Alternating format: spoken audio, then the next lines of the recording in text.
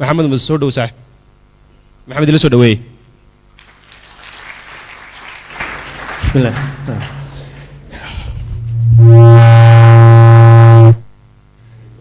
بسم الله الرحمن الرحيم. السلام عليكم ورحمة الله وبركاته.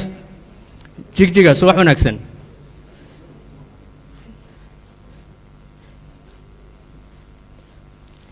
waxaan rajaynayaa dhammaantiin inaad bad qabtaan oo aad fiican tihiin. magacii waa maxamed muuse xasan. waxaan ahay agaasimaha macadka hal-abuurka tiknoolajiyada ee ganacsiga. waxaan rabaa inaan u mahad celiyo madashaan dadka soo agaasimay. sharaf weyn ay tahay inaan maanta halkaan aan kala soo qayb galo. sida la idin sheegayna waxaan wadnaa offer oo aan ugu talgalnay inay maadaama lagu qabanayo halkaan digital wax ku saabsan in jigjiga aan dhalinteeda wax aan digitalka qayb ka qaadano. intaan jigjiga joogo wixii u yaab ku badnaa waa ka sofa markaan xamar ka soo baxay shir kale online aan lahaa shalay walwal waxay ahayd armaad internet heli weysaa. hotelkan imid muqdisho uu ka fiican yahay waa qadkiisa qadka waa 68 MB waxaan filaay ma markaas intaan sawir ka qaadan gadaal dadkii u diray magaalada markaasay boqolkiiba boqol ma aha jigjigay dhamaantood leeyihiin markaas aan dhahay at least I'm safe. maraba inaan ku dheeraado waxaan ka socdaa macad hal-abuur iyo tiknoolajiya ganacsi. macadkaas waxyaabo u qabto waa shaqo abuurka dhalinyarada oo magaalada muqdisho. marka detailska iyo programmeska aan qabano iyo macadka sidoo ogyahay gadaalaan ka dhiganaynaa. waxaan rabaa inaan maadaama shirku uu ku saabsan yahay waxa loo yaqaano tiknoolajiyada waxaan rabaa inaan si broadly u dhaho waxaan ahay digital citizen muwaadin digitalku ku soo barbaaro ilaa cabar ku dhex jiray. anoo dugsi sare ah oo yaraanteedaan waxaan samayn jiray blog 2006 waa markii ugu horreysay blog aan ilaa aan sameeyo anagoo joogno magaalada dagaal ka socdo jecel aan u qabno tiknoolajiyada darteed. marka sheekadayna meeshaas ka soo bilaabanaya. marka waxaan rabaa safar yar inaan idinkaga sheekeeyo. sanadii waxaan wax ku soo bartay Japan.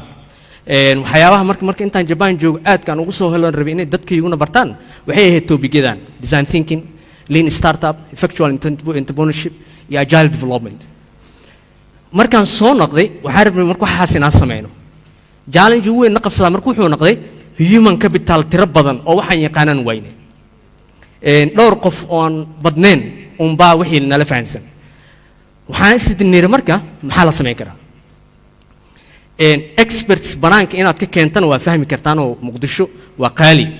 because of security issues wax badan soo baxayaan. waxaan isnir marka ma la isticmaali karaa tiknoolajiyadu xal ma noqon kartaa oo ma lagu dhisi karaa dad tiro badan oo meeshaan fahansan. meeshaan waxaan ka bilaabnay marka wax loo yaqaano revolution ama kacdoon oo waxbarashada dhalinta lagu dhisaayo. jaamacadda aan ka socdo Simad University ah waxaan marka lamaane partnership la naqanay platforms ka bixiyay waxbarashada oo ay ka mid yihiin edX iyo Coursera oo aan rajaynaynaa dhammaantiin wada taqaanaan. waxyaabahan marka aan rabnay waxay ahaayeen toobikadii hadda idin sheegay sideen dadka jooga khubarada dalalkaas uga baran karnaa anagoo isticmaalayna platformskan edX iyo Coursera. sidii wuxuu noogu soo bilaawday safarka maro marka inaan idinku dheereeyo gunaanadkiisaan rabaa inaan idin tuso. safarku natiijada ka dhalatay waa tan ilaa iyo soo far 6580 dhalinyaro ka faa'iideysatay programka.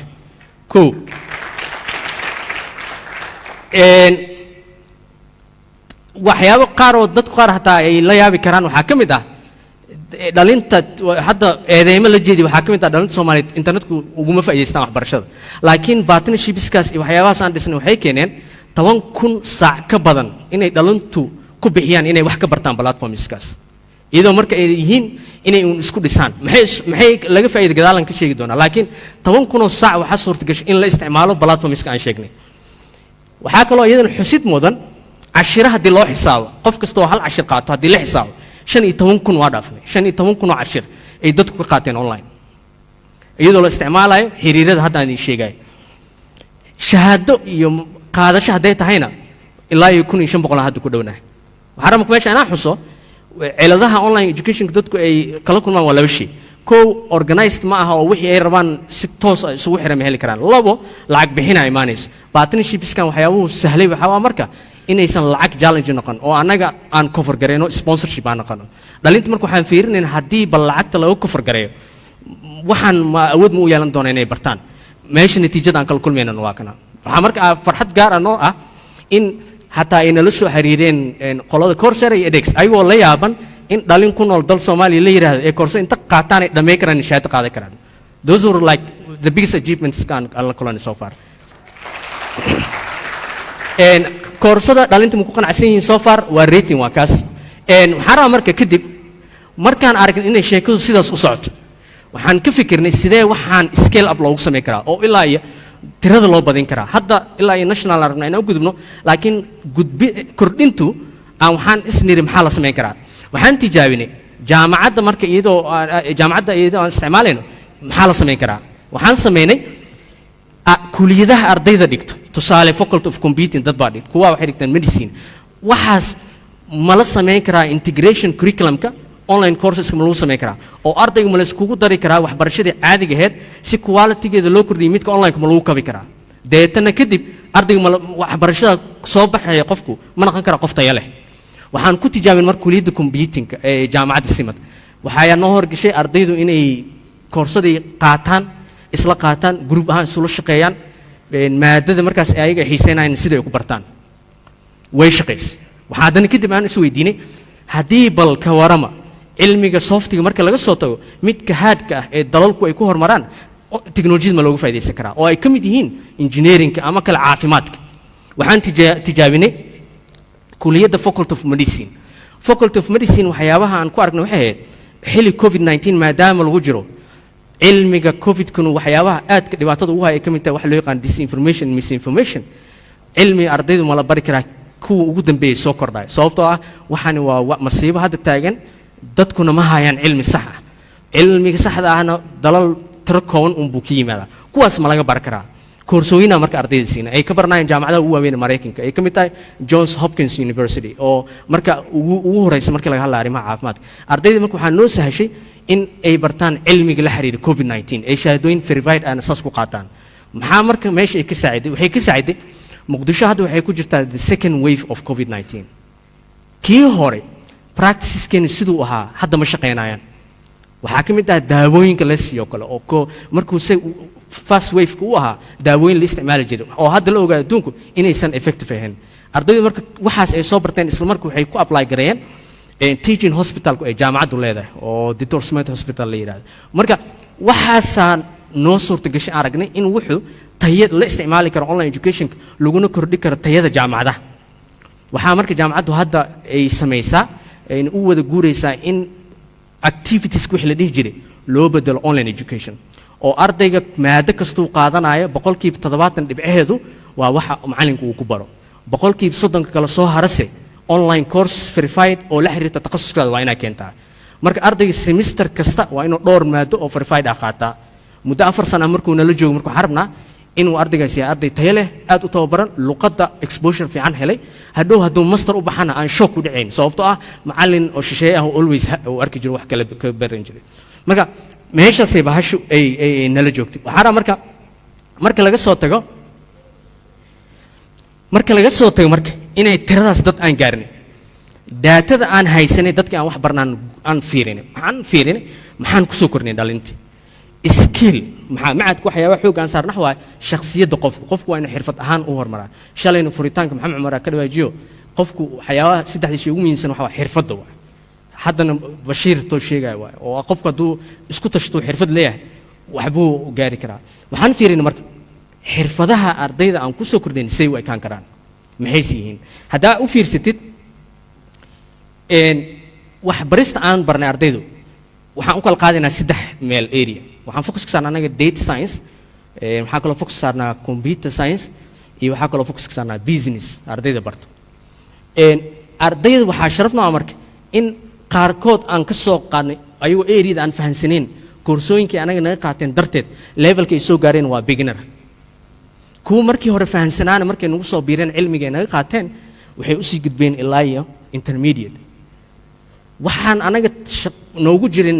target wuxuu ahaa inaan dadku gaarsiin advanced that was not the target laakiin waxaan aragnay arday diyaarsan oo wixii nagu soo biiray taasaa waxay horseeday in boqolkiiba 2 ka mid ah xataa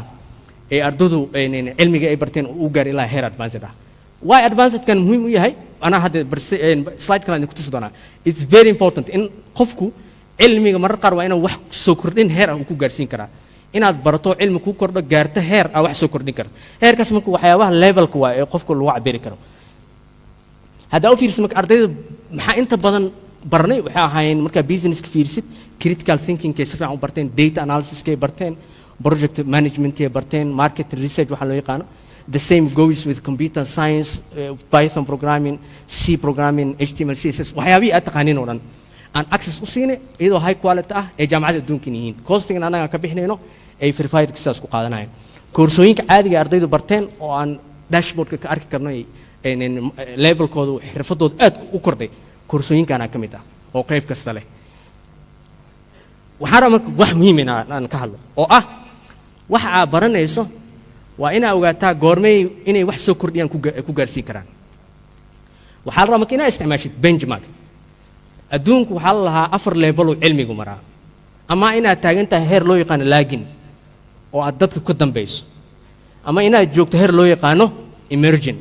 qof hadda soo kacayo xirfad yeelanayo ama inaad tahay competitive oo aan lagugu soo degdegi karin oo cilmigii waa taqaanaa laakiin waa inaad marxaladaas ka sii gudubto gaarto heer loo yaqaano maxaa cutting edge waa maxay marka cilmiga aad barato inta isticmaashaada adigu wax soo kordhin karto dalalka horumarayna meeshay taagan yihiin waa meeshaas cutting edge ana marka waxaan fiirinay ardayda wax barteen ilaa intay kala joogaan inta badan horta waxaan ku faraxsanahay waa ka wada kicina meesha la laagin oo dad dambeeya ma wada ardaydii hadda laakiin waxaa lagu kala duwan yahay levelska waxaa noo soo baxay marka ardayda Soomaaliyeed waliba kuwa barta businessku waa sahlan tahay in inta la qabto iyo skillkooda la gaarsiiyo ilaa heer sare oo competitive laga dhigo waxaa adag qaybta ICT-da because of ida areayoyinka cusub artificial intelligence ka mid ah machine learning ka mid ah areayoyinkan waa adag yihiin waqti badan markii la dhaho iyada ardaydu geliyaan oo kuwan way ka waqti badan yihiin laakiin mastery qofku inuu gaaro kuwa businesska ay u sahlan tahay sababtoo cilmigan oo businesska oo established cilmi ah oo qofku inta barto uusan wax ku soo kordhin cabaar kadib qofku uu cilmiga dumar barto cabaar joogi karo laakiin halka technology hadaa barato waa ina update hataa all the time wax soo kordhana ka barataa hadii kale isla markii waa haraysaa marka waxaan rabaa inaan sheego waxaan haynaa arday oo hadda taagan heer emerging ah marka laga hadlayo cilmiga ICT-da cilmiga ICT-da gaar ahaan machine learning-ka artificial intelligence marka laga hadlayo ilaa heer waxaan joognaa emerging laakiin marka business-ka ah qaarkood waxaan gaarsiinay ilaa iyo competitive inay joogaan meesha u socnaan laakiin waa ka tanaaj adduunkuna meesha hadda uu joogo waa ka tanaaj marka meesha xaaladdu hadda noo joogtaa haddii marka idinka aragtaa inaad meeshan ku soo biirtaan intay ka bilaabeen waxaan rabaa marka inaan sheego qayb la dhahay industry trends oo adduunka hadda meesha u marayo haddii hadda aragta inaad online education ku soo biirto weliba teknolojiyadu meelahan soo socto target garee anoo ka faa'iideysanaa marka macadka waxyaabo uu qabto waa saddexda hadda aan sheego ahayd business data science iyo computer science haddii aad rabto inaad barta data science waxaa ugu muhiimsan hadda adduunku hodka ah waxaa loo yaqaan data management data visualization iyo machine learning kuwan ku dar mathematics isaga IT-du xisaab waan cibanaa jireen laakiin hadda machine learning soo kordhay xisaab ma horeysid waxa la was guursadeen IT iyo statistics machine learning isku daraa la adduunka hadda meeshuu maraayo haddaa u fiirstaan ninkan loo yaqaano Mark Zuckerberg Facebook lacagtiisa ugu badan waxay u baxdaa teknolojiyada hadda loo yaqaan VR iyo AR virtual reality iyo augmented reality wuxuu ka fikiraa targetkiisu inuu yahay muddo dhow 10 sano gudaheed shirkadaha manufacturing-ka inuu suuq laga saari karo wuxuu rabaa inuu keeno maxaa kuraastan loogu baahan yahay ma ayagu virtual ma dhigi karna miya maxaa machine-kan dhalada maxaa loogu baahan yahay dhala virtual inta dhigin presentation ma ka dhex soco karo miya oo hadday markii event dhaad ma lagu kala tagi karo haddii lacagta ugu badan Facebook meeshaas hadda ugu socotaa haddii riyadaas eer moodana shirkadaha manufacturing oo dhan suuq ay ka baxayaan qof kasta hoolkan sidoo asiga uu sad gareysana asoo isticmaalaya VR technology iyo AR technology trends marka laga hadlayo kuwaas mid la haddii computer science arabtid dan waa kuwan computer graphics ka kamid ah design and products ka kamid ah mobile app development ka kamid ah web programming ka kamid ah business kuna asin sidoo kale waa intaas marka aan waqtiga xushmeenayo waxaan rabaa inaan kaga faa'iideysto meeshan surprise anagoo ka faa'iidaysaneen xiriirka ka dhexeeya jaamacadda simad iyo Coursera waxaa rabaa qof kasta oo shirkan ka soo qayb galay inaan hal course anaga sponsor gareeno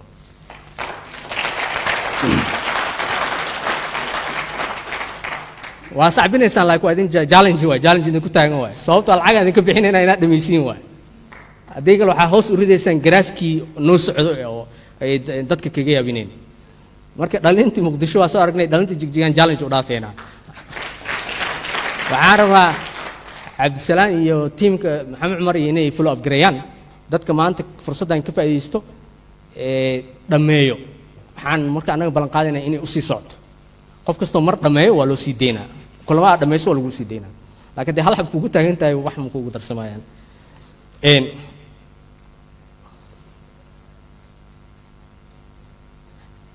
qof kasta marka see ugu qayb galay fursaddaas